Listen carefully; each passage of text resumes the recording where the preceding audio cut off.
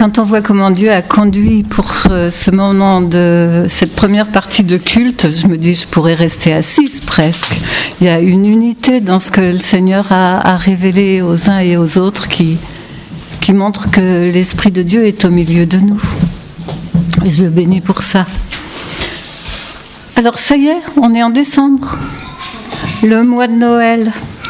Les yeux des enfants commencent à pétiller, les catalogues de jouets à être regardés plus que les livres de classe. Ça brille aussi dans les rues, dans les magasins. Ouais, c'est l'attente c'est cette période d'avant Noël.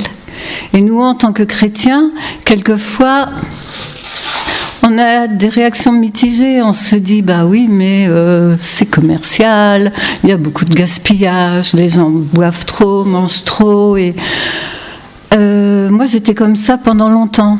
Et puis, j'en suis revenue quand même un peu. Je me dis, oui, Dieu aime la fête.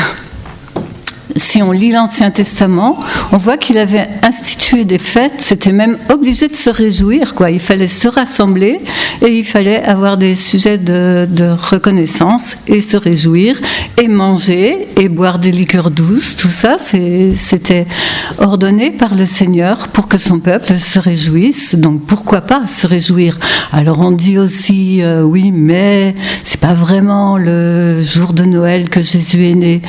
Bon, petite parenthèse un petit peu triste, j'ai un petit-fils dont la maîtresse a dit à toute la classe que Noël, c'était l'anniversaire du Père Noël.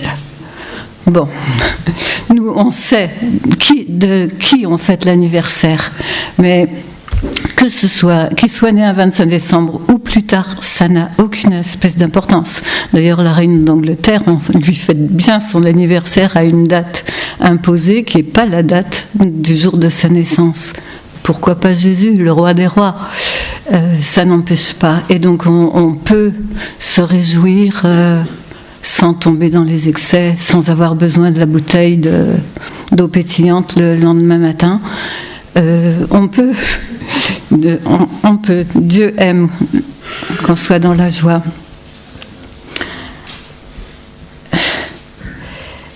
Et les cadeaux aussi. En fait, les hommes on aime bien offrir des cadeaux aux gens qu'on aime. On aime bien en recevoir aussi la plupart du temps. Bon, quelquefois il y a des couacs, mais enfin, dans l'ensemble, ça fait plaisir. On aime voir « Ah, merci, j'avais jamais pensé que tu m'offrirais ça. » Voilà. Mais pourquoi est-ce qu'on aime donner? Parce qu'on a été créé à l'image de Dieu. Et que Dieu est généreux, et que Dieu aime donner, et que quand il donne avec abondance. On a chanté au sujet du sacrifice de Jésus sur la croix. Dieu a donné son Fils unique. Ça, c'est vraiment le plus grand cadeau qu'il nous ait fait. Et c'est le point central, le point culminant de son amour pour nous.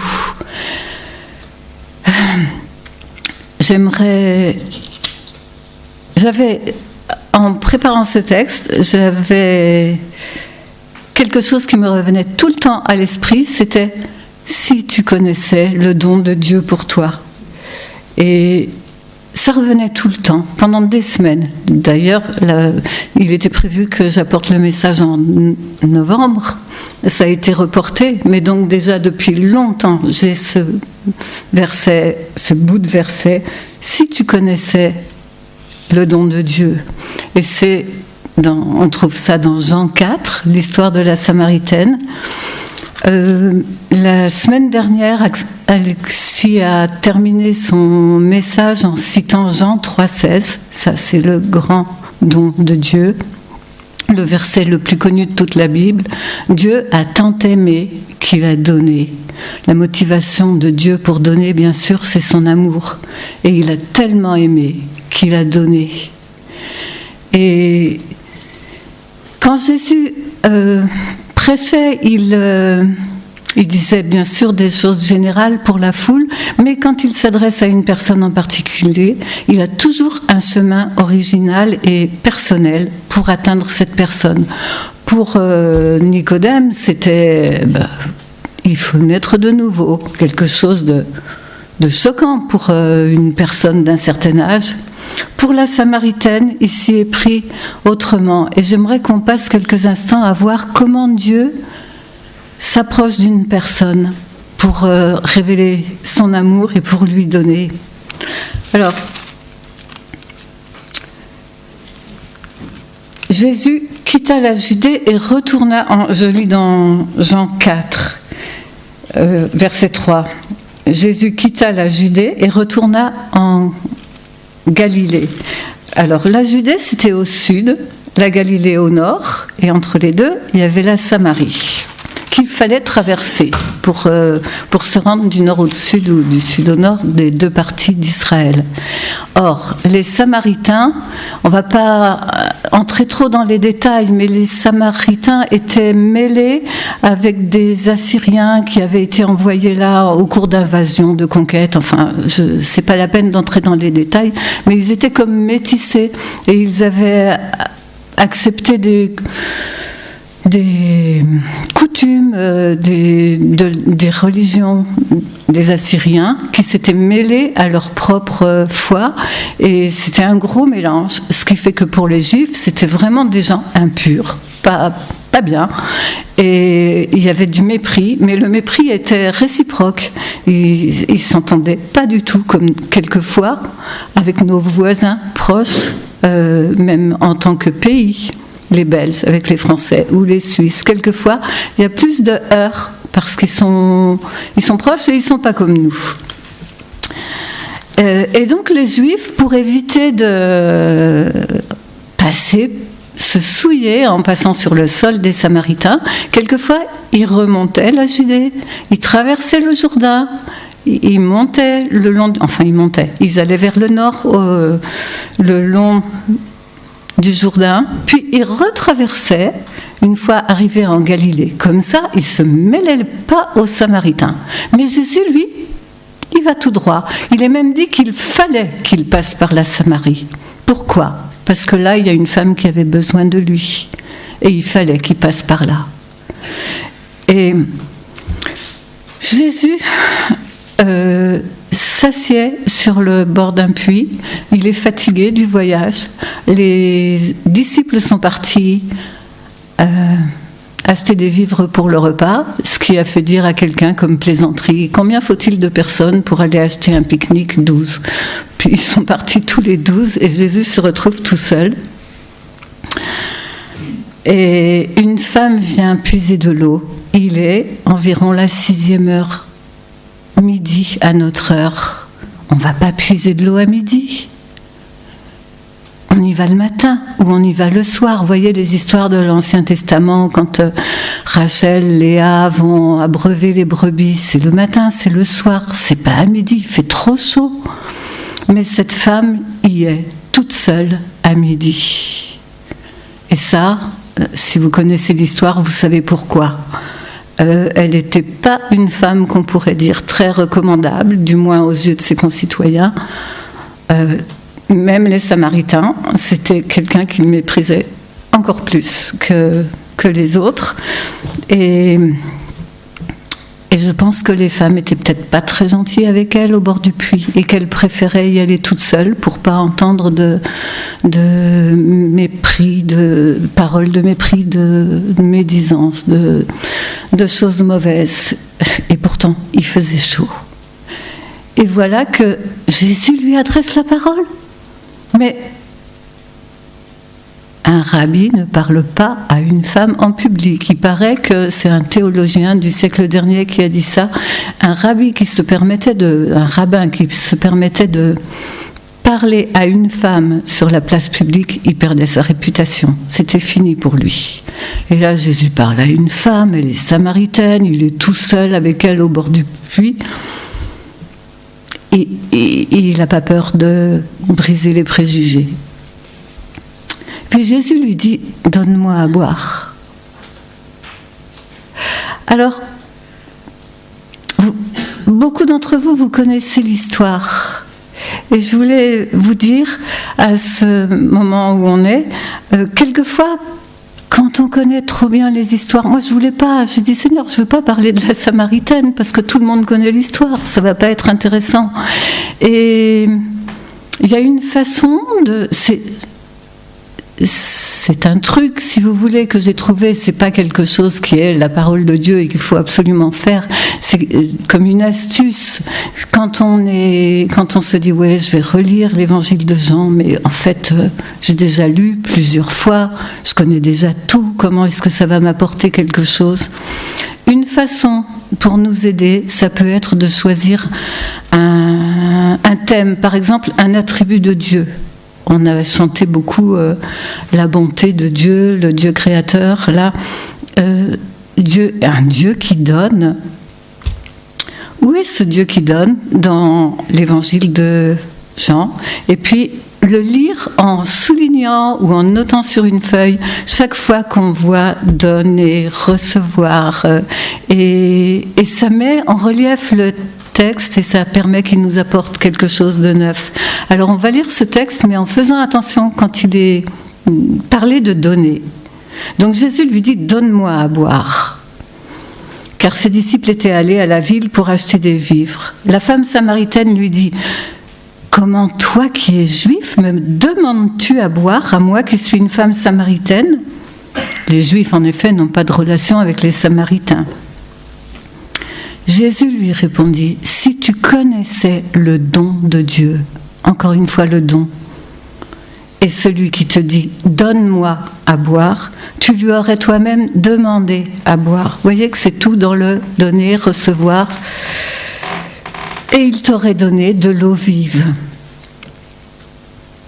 Et puis la Samaritaine ne comprend pas comment tu pourrais me donner à boire, où tu vas trouver de l'eau vive, qu'est-ce que c'est que cette histoire ? Et on voit que Jésus, quand il apporte l'évangile à une personne seule, il récite pas un catéchisme. Voilà, il y a 3 points, tu es pécheur, tu dois savoir que, et puis que.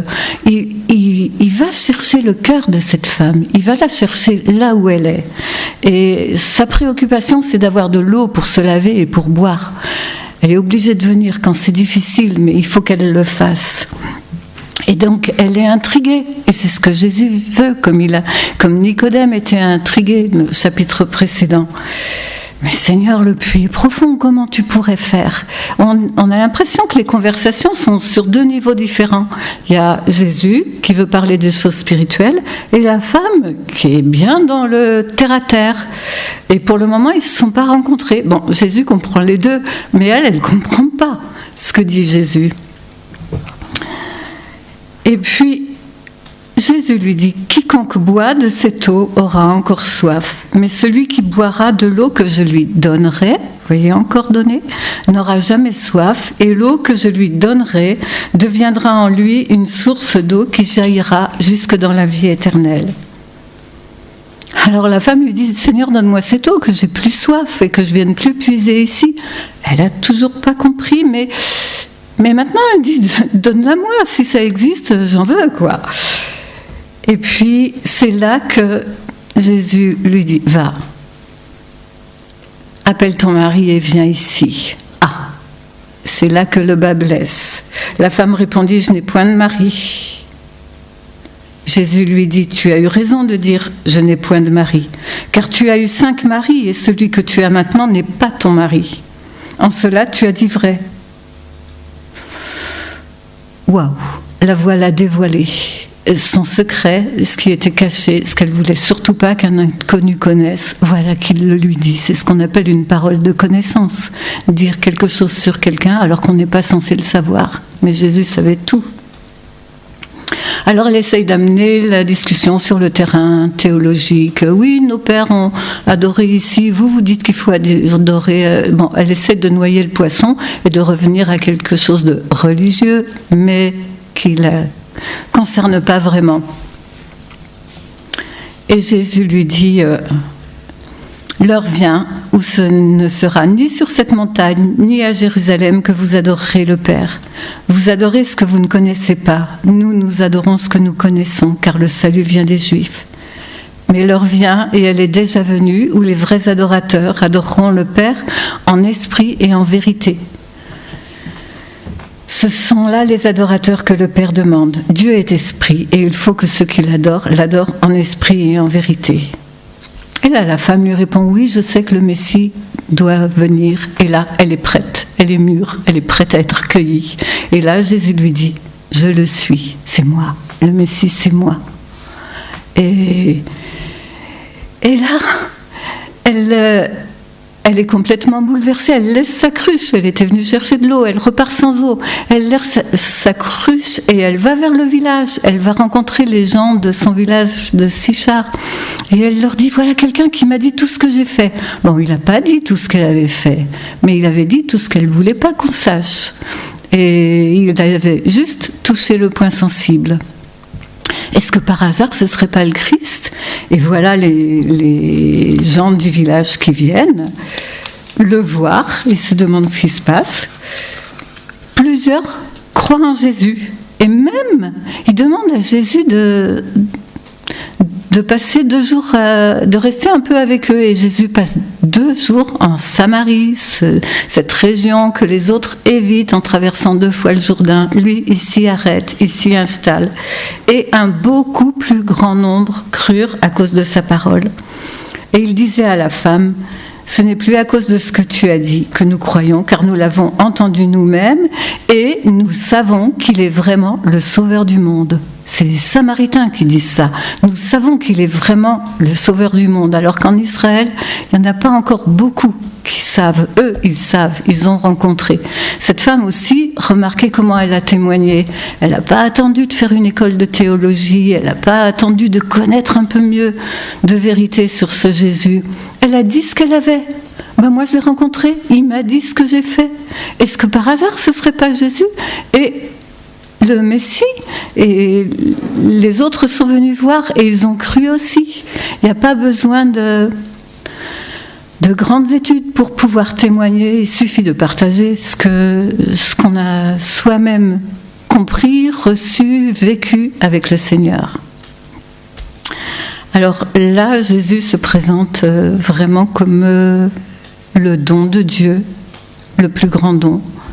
Ce don qu'on célèbre à Noël, évidemment, il n'a pas de sens s'il n'y a pas l'autre bout de l'histoire, la crucifixion. Quand Jésus donne sa vie, et quand il la donne, il dit « Je donne ma vie, personne ne me l'ôte, je la donne de moi-même, j'ai le pouvoir de la donner et de la reprendre, mais je la donne par amour pour vous. » Et on passe un peu d'un sujet à un autre, je suis désolée, mais c'est comme ça que j'ai été conduite, alors je suis ce que j'ai l'impression que le Seigneur m'a montré. Juste, je voudrais vous lire 1 ou 2 versets dans la prière que Jésus adresse à son Père juste avant de mourir. Là c'est vraiment saisissant. Et Jésus parle à son Père, et vous allez repérer qu'il est encore question de donner, de recevoir.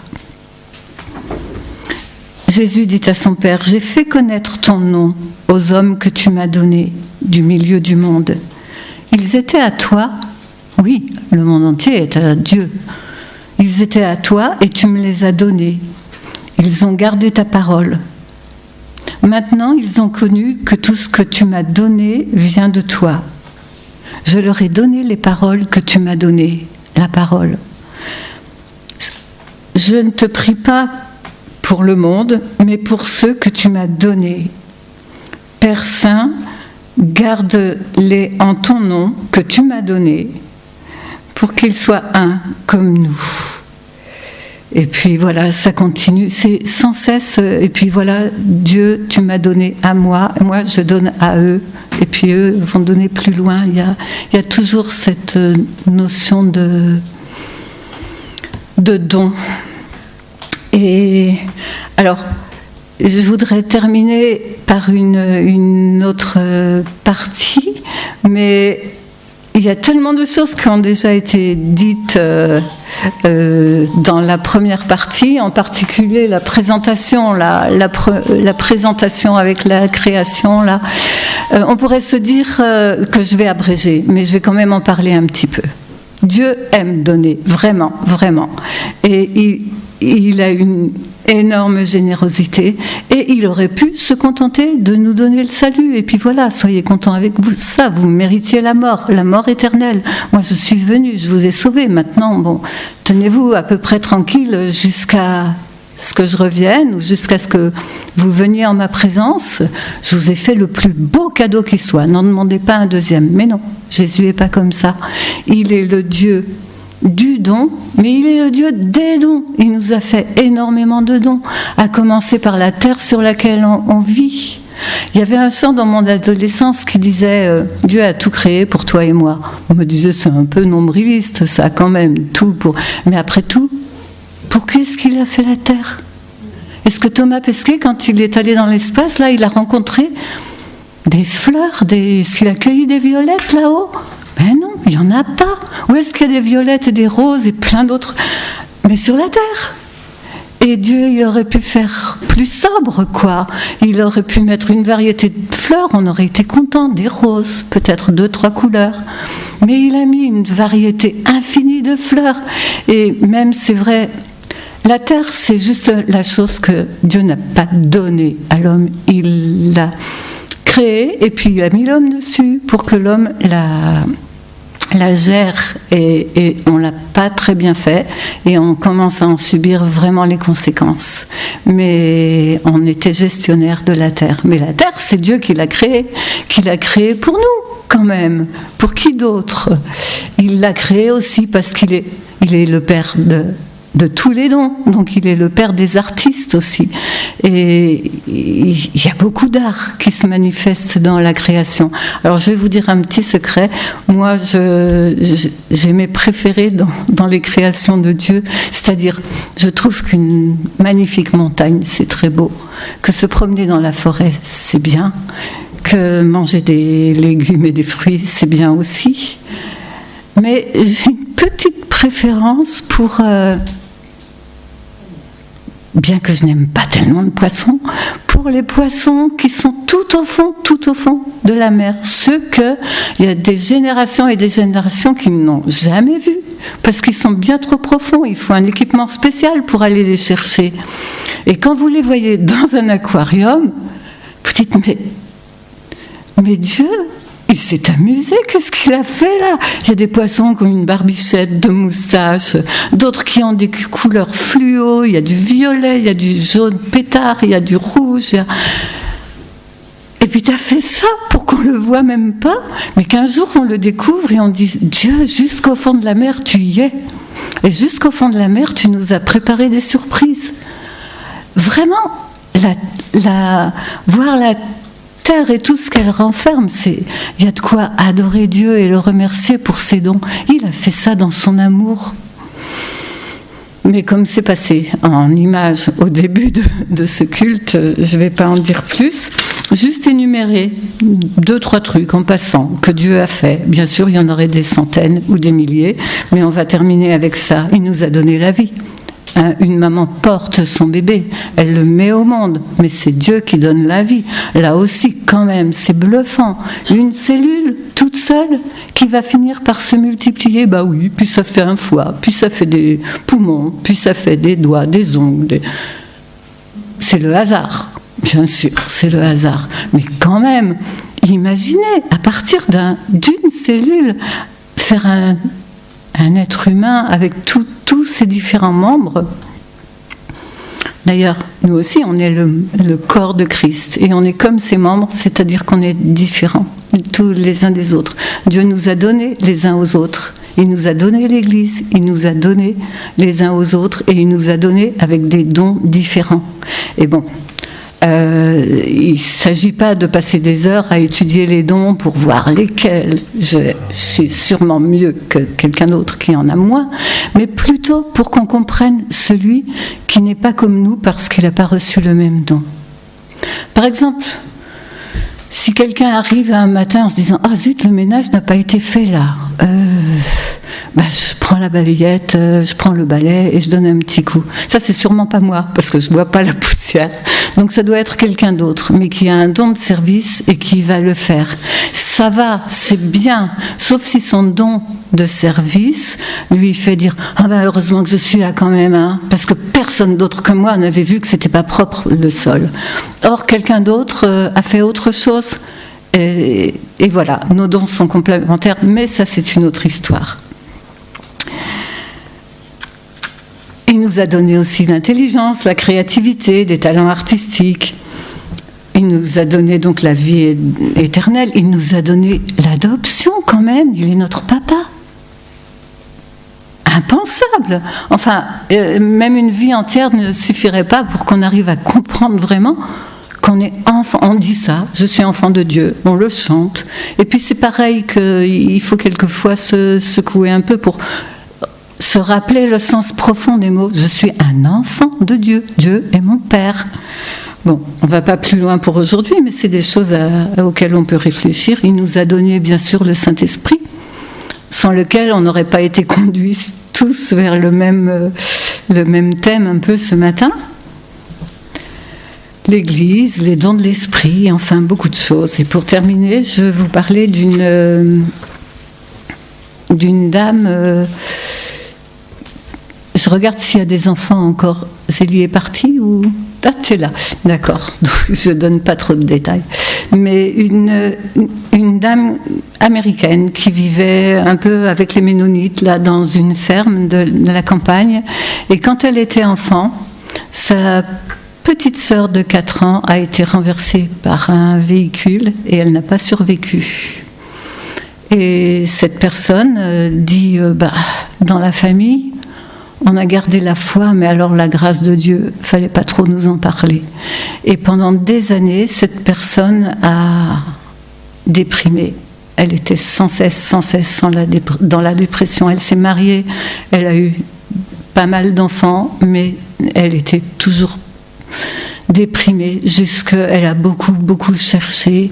Et c'est dans le don de Dieu, avec l'Eucharistie, elle le dit en grec, et ça lui a parlé. Moi, je ne comprends pas très bien ce qu'elle a compris avec ça, mais elle a eu comme une révélation. Enfin, non, elle n'a pas eu de révélation, mais elle a compris que Dieu avait donné, et qu'il fallait qu'elle soit reconnaissante. C'est la moindre des choses. Donc, elle a pris un carnet, et elle a décidé qu'elle allait écrire 1000 choses pour lesquelles elle était reconnaissante. Et elle est arrivée au bout des 1000. Alors ça peut être, oui, le salut, ça peut être mes enfants, ça peut être la santé, ça peut être des grandes choses comme ça, puis ça peut être un oiseau sur le rebord de la fenêtre, ça peut être l'odeur du chocolat chaud dans la cuisine, ça peut être... On est tellement habitués à voir le verre à moitié vide plutôt que le verre à moitié plein.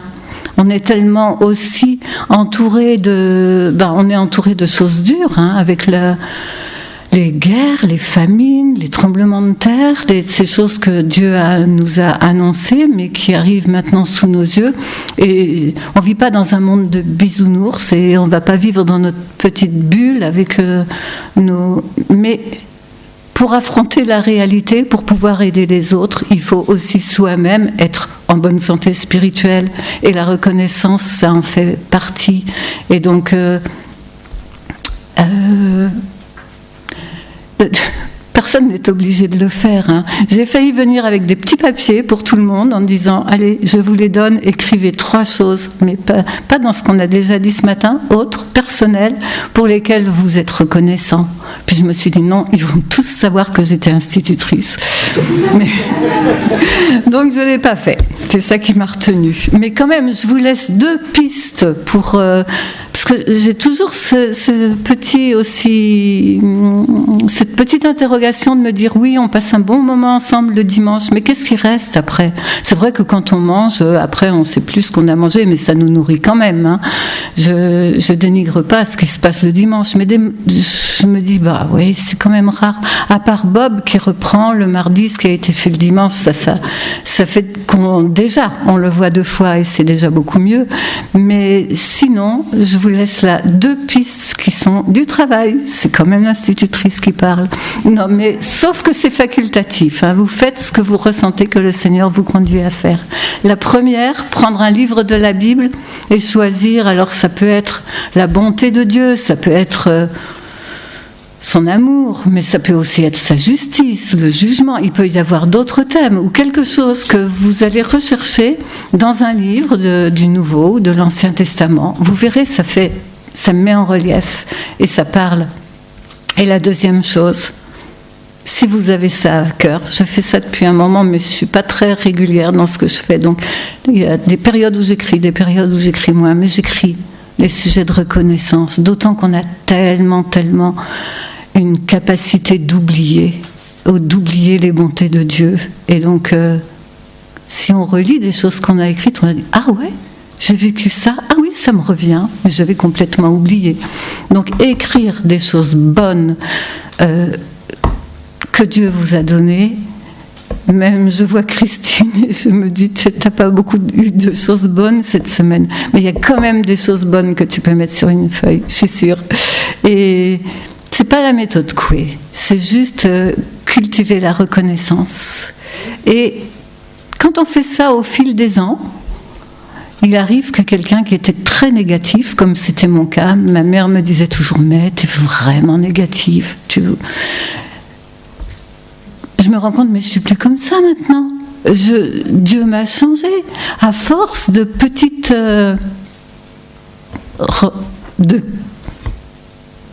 victoires de tous les jours.